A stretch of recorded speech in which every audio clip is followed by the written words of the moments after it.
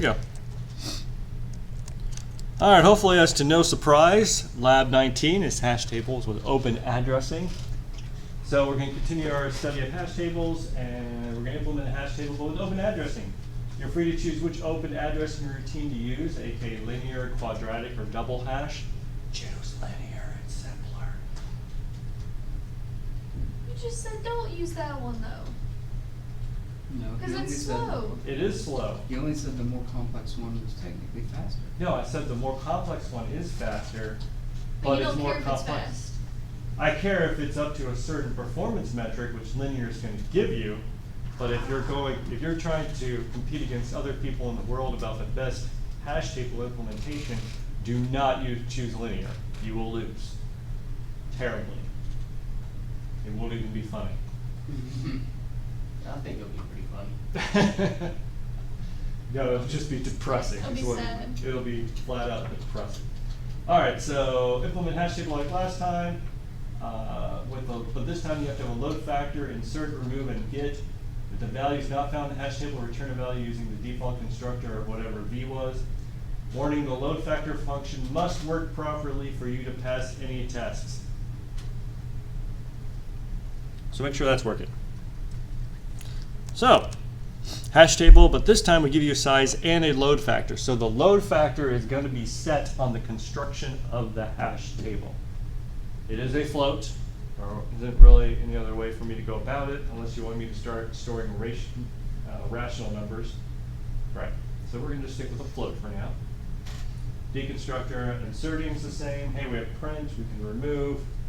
We have the subscript like usual. We got an operator. Return the current load factor for the hash table, not the one passed in. In other words, the one passed in is what your load factor is. The load factor function is going to return what your current load factor is. So, specifically, over here, we could have set the load factor to 0.8, but what's the current load factor of this? Well, we have, good, I'm recording. 7 out of 12. 7 out of 12. Someone do the math, I mean arithmetic.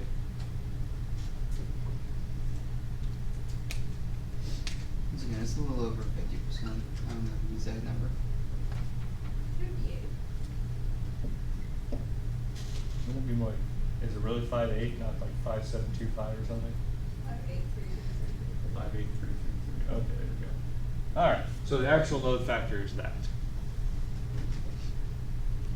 Do we need to test if it's smaller than 0.5 to make it smaller? Or are we just worried about? No, we're not making it going to. bigger? We're not worried about shrinking. We're only worried about it being too big right now. Okay. We're not going to shrink it. Most implementations don't shrink it. Oh yeah, and at what point do we increase the size? On which function? Get, delete, insert, load factor. On insert. Insert. So on insert, you have to after you've inserted, you need to recompute the load factor. If you're greater than the passed in load factor, then you need to resize your array. Now, in order for this function to operate correctly, we all need to agree on how much larger we're going to make the array. You said double. Double. So the instructions say to double it. Make sure you just flat out double the size of the array. Don't try and do anything fancy here. If you don't double the size of the array, you are going to fail the test cases. All right? It's got to be doubled. Most implementations do 50%, some do double. I chose double because I think it just makes it easier to code. And what's due a week from today? All right. Everyone ready for this?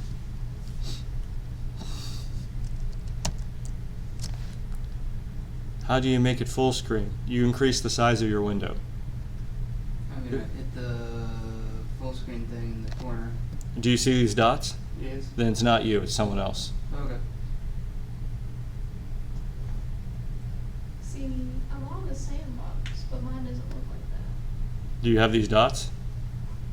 Then it's you. I'm I full don't have screen. them either, but I'm as full screen as I can get. Oh wait, it wasn't activated yet. No.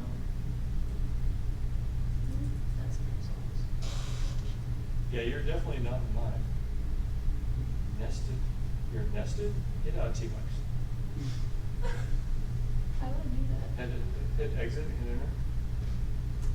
Exit, type in exit. Now do T-Max ATT. There we are. Alright, so you have the dock, so it's not you. I don't have docs, but I'm as full screen as I can get. Oh, it's you. I literally have It's full you. screen. No. No. Oh. I don't know how to do it. Hit that button up there. Yeah. In this case, it's been you the entire time. No. Every time he's like, who It's is you. it? I don't know how to make it as more full screen than it is. Oh, you're in Cali. Yeah. So the problem is Cali can only have this max resolution. So why don't you just putty over? What? Putty. He showed how to putty like the first couple weeks of class. Yeah, I don't remember that. Alright, we'll close this. Wait, yeah, hold on a second. Don't close. Go over here. Type in exit and hit enter. Yay! Oh, it's beautiful. Oh, okay. Minimize that, or whatever with Cali. Minimize, sure. Throw Callie out the window. What? Alright, where's Putty? That one, Putty. Or you can use the big computer.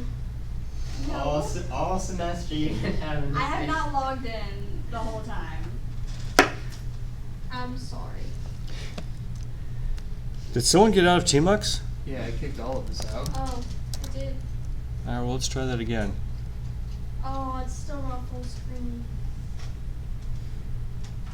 Oh, well. I got dots. White dots. Anyways. Why does yours go all the way across?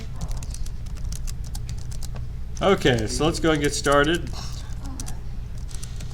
Alright, so here's our hash table, like before, except it's missing a couple functions, like, oh, it's a percent full, is that what it's really called? You want us to go fix it? I wonder who's right. Wonder who's right. Huh. Change anything? Yeah. Alright, we're gonna stop the recording and